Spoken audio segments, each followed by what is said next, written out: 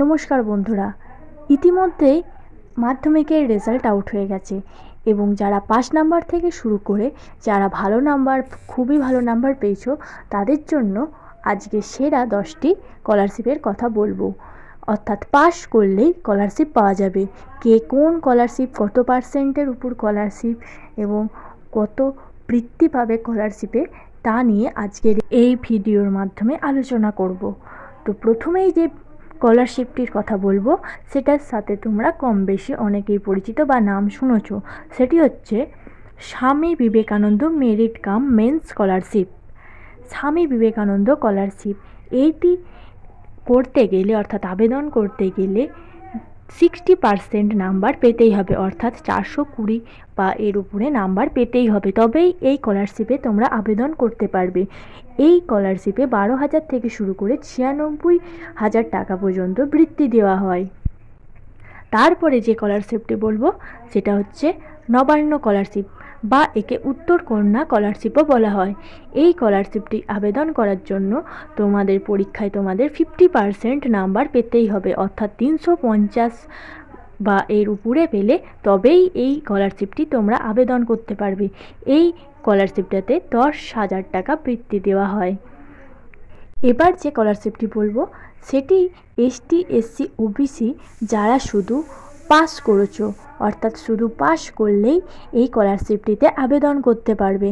খুব ভালো যাদের নাম্বার হয়নি, যারা অল্প নাম্বার পেয়েছো তাদের জন্য, অর্থাৎ এসটি, এসসি, ওবিসিদের জন্য এই স্কলারশিপটি 50%-এর কমে থেকে শুরু হয়।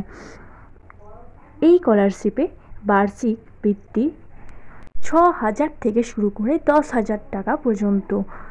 কিন্তু এই স্কলারশিপটি করার আগে তোমাদের যেটা লাগবে সেটা হচ্ছে এসটি বা এসসি বা ওবিসি যে যাই হোক না কেন তার যে সার্টিফিকেট তা অবশ্যই দিতে হবে।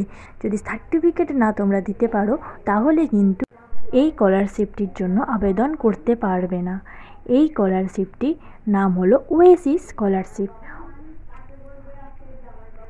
এই স্কলারশিপগুলি যেগুলি বললাম, অর্থাৎ স্বামী বিবেকানন্দ মেরিট কাম scholarship, Nabanna scholarship, Oasis scholarship, এগুলো শুধুমাত্র পশ্চিমবঙ্গের যারা ছাত্রছাত্রী তারা আবেদন করতে পারবে। এবার আসি কেন্দ্রীয় সরকারের যে স্কলারশিপ তাই নিয়ে, অর্থাৎ যারা পশ্চিমবঙ্গের বাইরেও মাধ্যমিক দিয়েছ তাদের জন্য।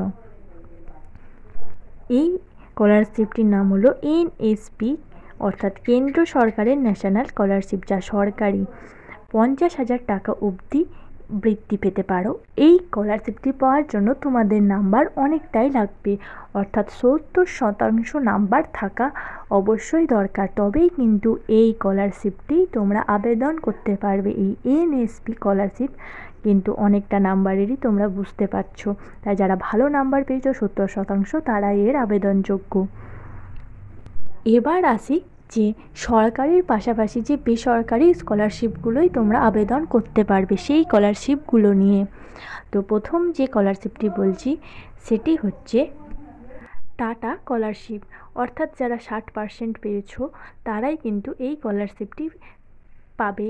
অর্থাৎ এই স্কলারশিপটি 60%, অর্থাৎ 420 বা 420 উপরে যারা পেয়েছো তারাই এই স্কলারশিপের আবেদনযোগ্য। এটাতে 10,000 থেকে 12,000 টাকা অবধি বৃত্তি পাওয়া যাবে। Priyamvada Birla scholarship private scholarship, এটা 24,000 টাকা বৃত্তি পাওয়া যায়। কমপক্ষে 50%, অর্থাৎ 350-এর উপর পেলে তবেই এই স্কলারশিপের আবেদনযোগ্য হয়ে উঠবে। এরপরে আসি জিপি বিড়লা স্কলারশিপ। এখানে 50,000 টাকা অবধি বৃত্তি পাওয়া যায়। যারা পরীক্ষায় 80% নাম্বার পেয়েছো তাদের জন্য এই স্কলারশিপটি, অর্থাৎ যারা খুব ভালো নাম্বার পেয়েছো তাদের জন্যই, অর্থাৎ 80% নাম্বার না পেলে এই স্কলারশিপে আবেদন করতে পারবে না। এর পরের স্কলারশিপটি হচ্ছে সীতারাম জিন্দাল স্কলারশিপ। এটি বেসরকারি। এখানে 3,000 টাকা থেকে 10,000 টাকা প্রতি মাসে পাওয়া যায়। এটি চেকের মাধ্যমে আসে প্রত্যেক মাসে। এবার যে স্কলারশিপটি বলবো সেটি হচ্ছে সীতারাম জিন্দাল স্কলারশিপ। এটি 500 থেকে 600 টাকা প্রত্যেক মাসে দেওয়া হয়, অর্থাৎ বছরে 3,000 টাকা থেকে 10,000 টাকা পর্যন্ত এর বৃত্তি দেওয়া হয়। ছাত্ররা 65% নাম্বার পেলে এবং ছাত্রী হলে 60% নাম্বার পেলে তবেই এই স্কলারশিপটির আবেদন করতে পারবে। এরপরে যে স্কলারশিপটি সেটি হচ্ছে আলো স্কলারশিপ। এখানে তোমরা 5,000 টাকা বৃত্তি পাবে এবং 70 থেকে 75% নাম্বার পেলে তবেই আবেদন করতে পারবে।